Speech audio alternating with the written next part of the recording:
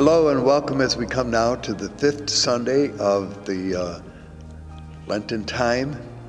I know some of you who may be watching this earlier will realize that this Sunday is March the 17th, and despite the fact that some might hope that the vestment worn that day is green, it will still remain purple.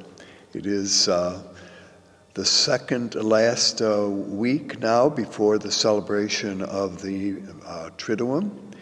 And here are the readings that we will hear this time. First reading comes from the book of Jeremiah, chapter 31, verses 31 through 34. The second reading from the letter of the Hebrews, chapter 5, verses 7 through 9. And the gospel once again comes from that of John, chapter 12, verses 20 through 33. I'd like to first of all begin by looking at the first reading, which comes from Jeremiah. You will remember that we have noted over the last weeks that the first reading is chosen because in some ways it deals with the idea of a covenant, namely the covenant that God makes the first time with Noah, then with Abraham, then with Moses, last time with the people of Israel. And you remember that had ended with Darius the Persian being chosen by God to kind of let the Israelites return to the promised land and to build the temple. Temple, of course, is an important image in the Gospel of John. All right, now Jeremiah here is, we have looked at therefore the various different covenants that have been made. Jeremiah here reflects an idea that seems to have been presented by a younger prophet than he, namely Ezekiel, who had already mentioned that God would give his people a new heart and a new spirit and guide them on walking according to the covenant stipulations. So the idea that we hear this time seems to be rooted in Ezekiel, but it is Jeremiah alone who says that God will establish an entirely new covenant with everyone. So the message here, in a certain way, of Jeremiah is contrary to the long-standing and traditional belief that God was only covenanting with Israel. And so in that sense, Jeremiah says, well, what does he say? That God will write this new covenant on the fleshy tablets of the heart. And here, he becomes much more intimate and personal, an experience that will be had by each person. Now, don't keep in mind that although that individual is mentioned here, nevertheless, the idea of community is always behind the scene here. And so God will now, as Jeremiah predicts, draw up a new existing covenant. He does not reject the Torah. Keep in mind that the idea of this covenant that had been established with Israel and which is found in the Torah or in the law, but it will be different because all will know the Lord without the necessity of teachers. See, the Torah here was considered to be the teacher that would explain the meaning of the covenant, the terms of the covenant, and how it should be fulfilled, and even what might happen if it was not fulfilled. But here, and that's in verse 34 here of Jeremiah's message, this covenant written on the hearts of all certainly can learn from the Torah, but it isn't the Torah that leads to the heart. It is the humanness and humanity and concern of God that leads to the human heart. So this brings to an end then, this weekend, the 5 Sundays or weekends of reflecting on the covenant. And Christians, of course, we as Christians pick up with this new covenant as being created by Jesus with each and every person. We come now to John's Gospel, which, as we have noticed, is the kind of filler from time to time because of the lack of material in the Gospel of Mark, whom we are following this year. As we hear, this is chapter 12. You may or may not be familiar with how the book of John, or the Gospel of John, is written, but it basically, generally those who analyze it look at two parts, the book of signs and the book of the hour or glory of Jesus, okay? The reading today brings to an end these 12 chapters of the first book, the book of signs. In it, in the course of it, just to kind of put it into perspective, Jesus has won arguments with opponents. He has worked 7 signs. In John's Gospel, they are not called miracles, but they are called signs.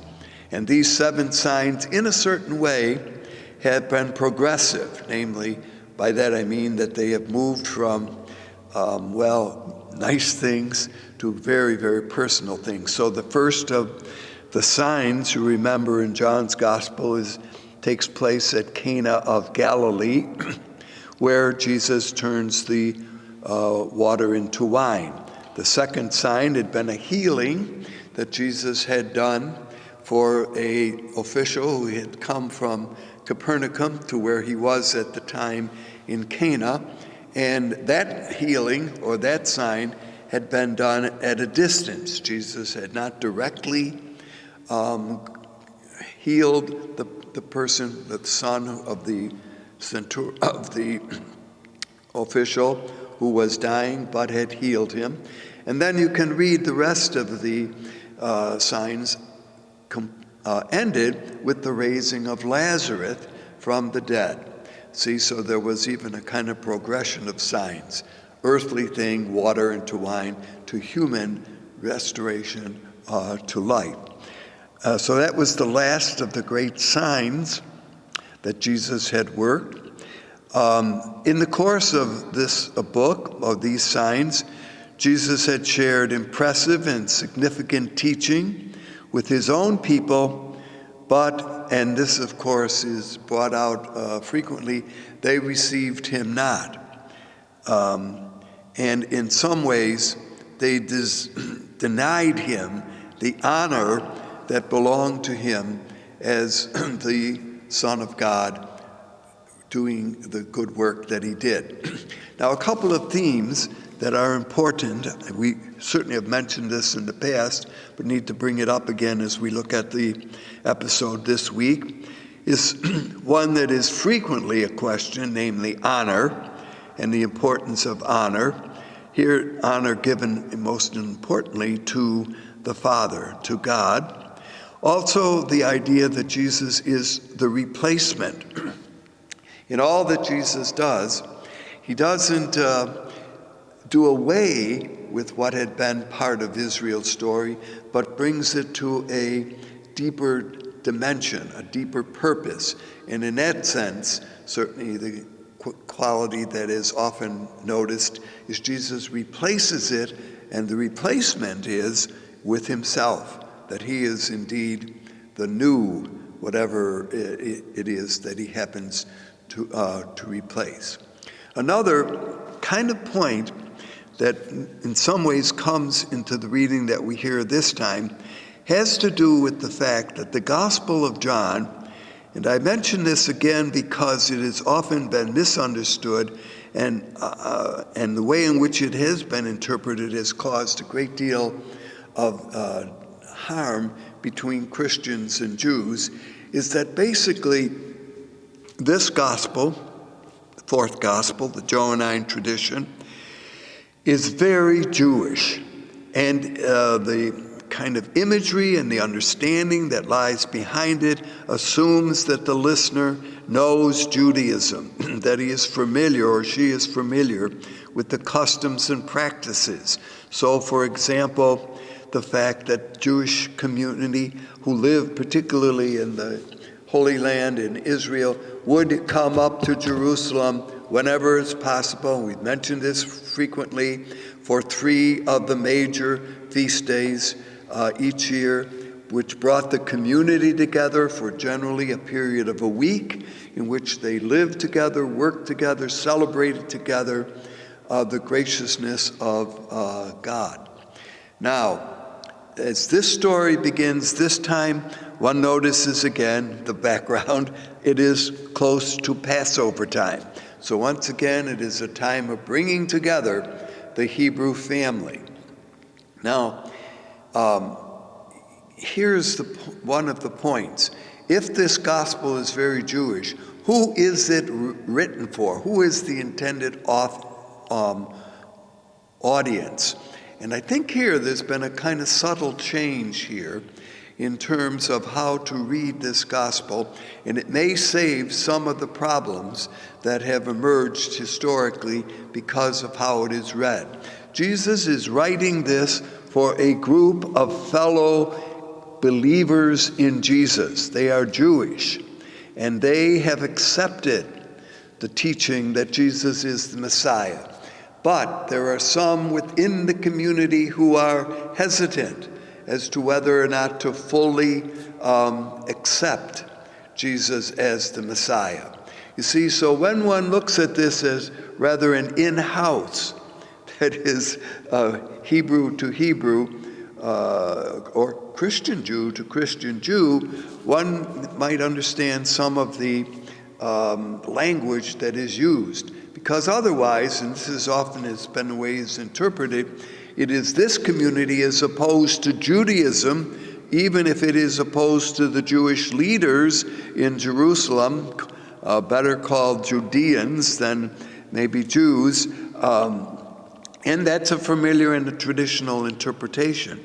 So I need to kind of clarify that, but keep that in mind now as one hears what happens. So Jesus is pictured as it is close now to the Passover time, and a group comes to 2 of the Jesus disciples, namely comes to Andrew and to Philip, asking that they might see Jesus. Now again, this term "see" is used in a very important way throughout the Johannine tradition.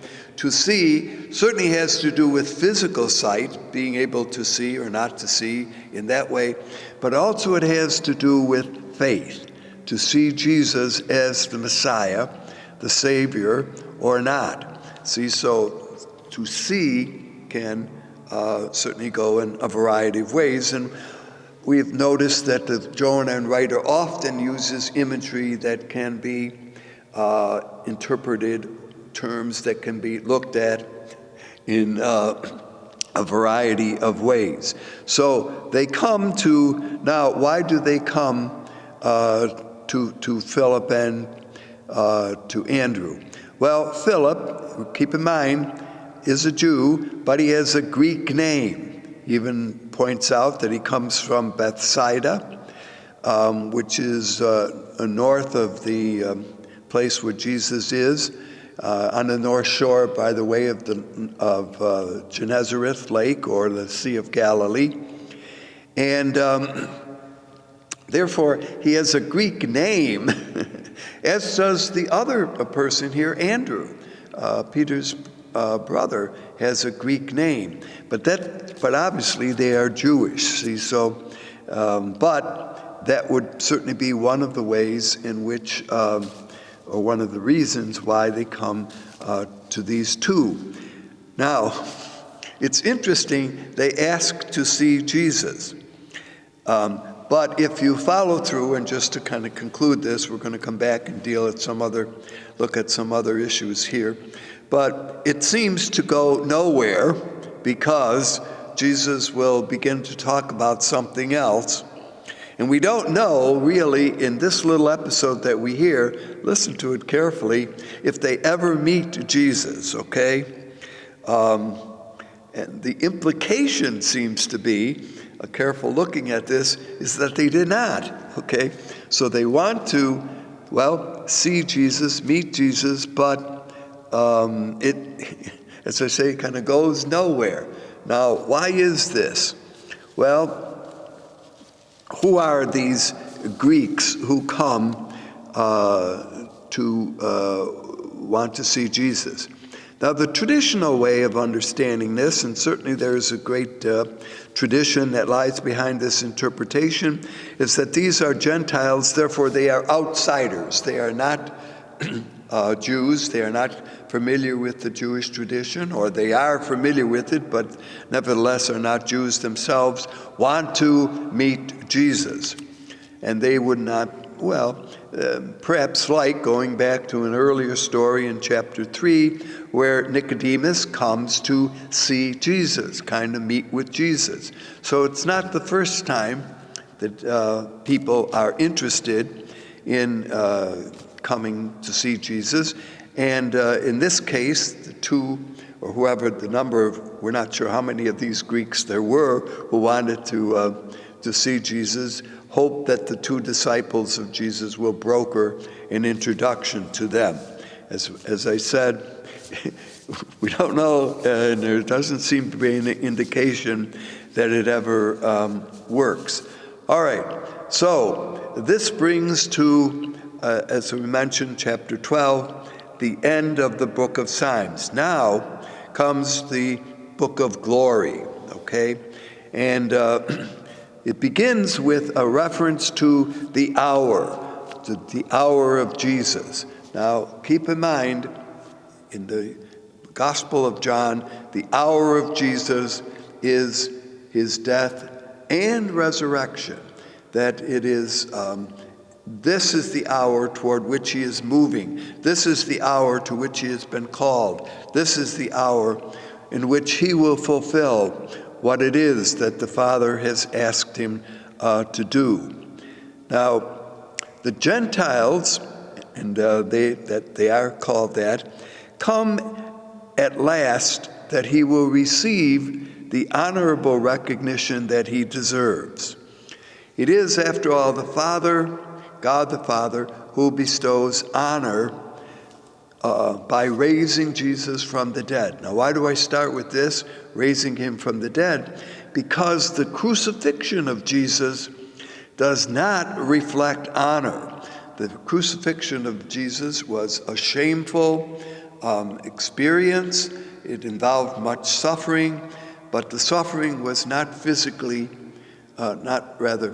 only physical, but the suffering also was the dishonor that was brought to a person, placed naked upon the cross for all to see, for all to either witness as, here's what happens to someone who is a criminal or who breaks the tradition of Rome, or it is shameful. We often, and we certainly understand this, picture Jesus on the cross with his appropriate part of his anatomy covered, but that wasn't the way in which crucifixions took place.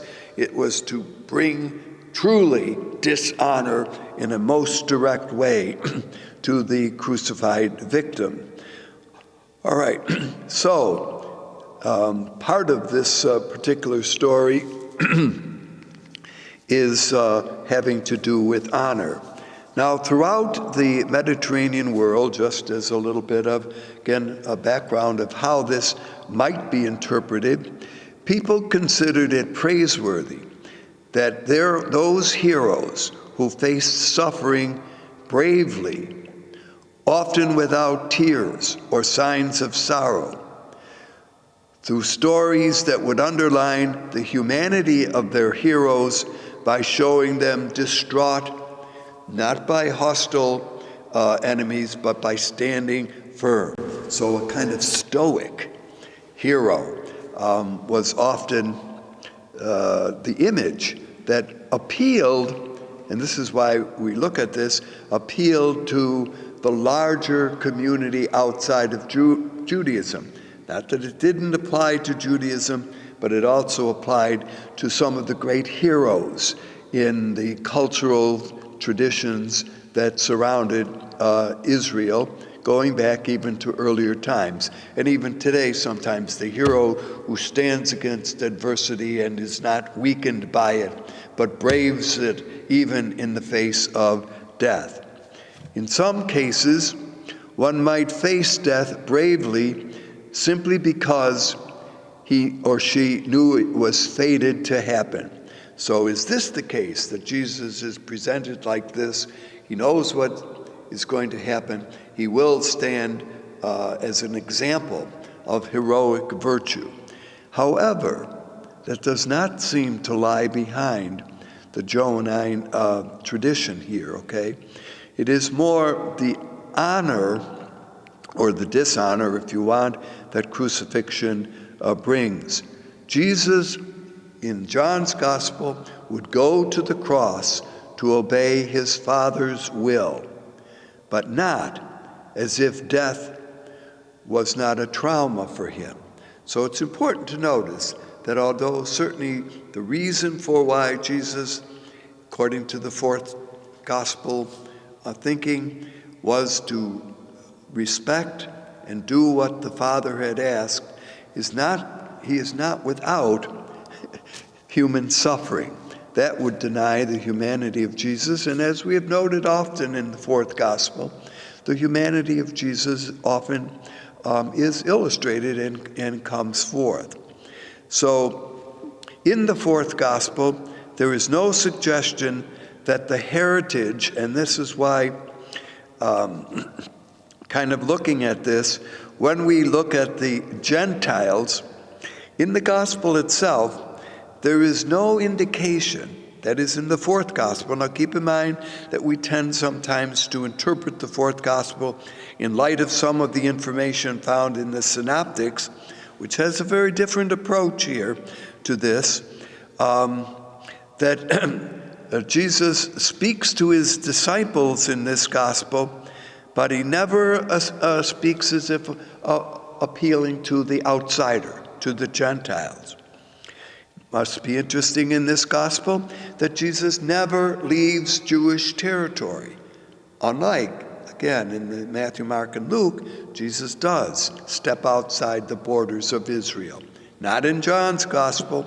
He always stays within Israel. And then also, in this Gospel, many Jews come to believe in Jesus. See, so that's important to see that the teaching of Jesus is to Jewish members, fellow members of the faith they have been raised in. And so that there is, and that's how I began this a little bit this time, to point out this distinction between Jews who accept Jesus and Jews who, well, for whatever reasons, do not. Are the Gentiles, now this would be another way, certainly in which this is being interpreted. Certainly there were Greek-speaking Jews, okay, who were content to continue to speak Hebrew or Aramaic, which was also the language used by many at this time, and or could be, and here's a kind of interesting thought, those who were Jewish but thinking about accepting Jesus as the true Messiah. So here might be one of the kind of emphasis within this gospel that has not always been noticed, okay? And you won't hear this, I think, in many sermons, and that's fine, or homilies, but nevertheless, it looks to be more an in-house kind of reason for the Gospel's stress and teaching on many of these points. Because here, as we have noticed, Jesus is the replacement of the Jewish institution. In that sense, he would be forerunners of all the Gentile world who, after his death and resurrection, would come to worship, and here's the point, not in Jerusalem, but in the one who replaced the temple. And again, keep in mind, Jesus said on a number of occasions, said, destroy this temple, and in 3 days I will rebuild it. Remember that phrase last time? Well, again, that. All right. In this little episode we hear is a single kind of parable. We don't get, as I mentioned, many other, if any, other parables in John's Gospel. This is the parable of the seed. Unless the seed falls into the ground, dies, it will not give birth, okay? And so that is a very popular little parable that is used often. And in this gospel, Jesus, passage that we hear, just moving along, Jesus is fearful about what he is about to do. He will honor the Father by following what the Father wants, but there is a little bit of, really, is this what I should be doing? Now keep in mind that there is no Gethsemane suffering in John's Gospel. That is found in the other three. But here, Jesus is kind of pictured as fearing a little bit what is about to come. And at this point, there is a voice which comes from the sky, assuring and recognizing that what Jesus is doing is indeed respecting the Father. And as Jesus will give honor to the Father by following obediently the course that the Father is directing him and leading him, then the Father will honor Jesus. And so the voice speaks to out of the cloud. Keep all these are images we've seen in other Gospels in which it is the power and voice and presence of God, which have not been used in this Gospel up to this point. So the voice from heaven, Jesus gives an honorable reputation to the Father. In fact, there's also the idea of thunder. Again, another image of God's presence, okay? So this little scene is interesting here because we find it only here where Jesus is certainly aware of the suffering that he will endure, but will do it out of respect for and love of the Father. Jesus is pictured as saying, "What should I do? Save me from this hour?" Words not unlike those found in Mark and other Gospels, but rather, no, he will follow through obediently and caringly. And this little episode tones down the intensity of Jesus' agony before the cross. Yet hands hardly brings Jesus in line with the power of Rome. Jesus is pictured here as troubled in spirit in the face of death, but nevertheless, despite that, for the honor of God, for the honor of his Father. And always keep in mind, as we've noticed so often in this gospel, it is a gospel that talks rather in terms of relationships. And in this gospel, the relationship between Jesus and the Father is most imminent. And therefore, to honor the Father, Jesus will do whatever he is asked. And in so doing, the Father will honor Jesus because he faithfully carries this out. So Jesus' prayer here to the Father receives this appropriate response that we have heard. And so the hour of Jesus, as we have noticed, is indeed going to be focused on Calvary, where Jesus on the cross is lifted up. Certainly he is crucified, but also it is symbolic of being lifted up into the glory that the Father will give, and so that the apparent dishonor brought to Jesus by the human community receives honor from the Father in raising Jesus from the dead. So once again, these are some thoughts that have to do with the gospel tradition of John. This is now the last time we will hear him. Well, until Good Friday's reading of the Gospel, and then later in the Easter season.